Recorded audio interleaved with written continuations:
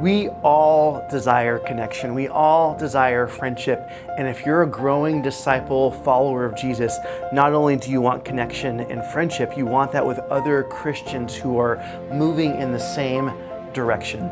Jesus says that the way people will know we're his followers are by our love for one another. That is why we're such a big believer in life groups. Life groups are groups that usually meet weekly of 8 to 12 people in our church who commit to meet together to study and apply God's word together, to form friendships and to pray for one another. And it's through these groups that people feel like this church is theirs because they have friends. But my heart for all of us as a church is that we are connected well with one another, that we are caring well with one another, and that we experience God's amazingness when we meet together in friendship and studying and applying God's word together. God's Spirit just does amazing things through that.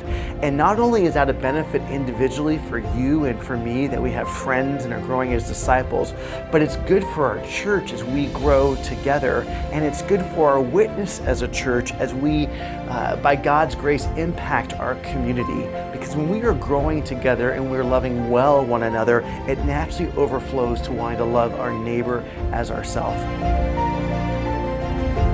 We all want to grow in our faith.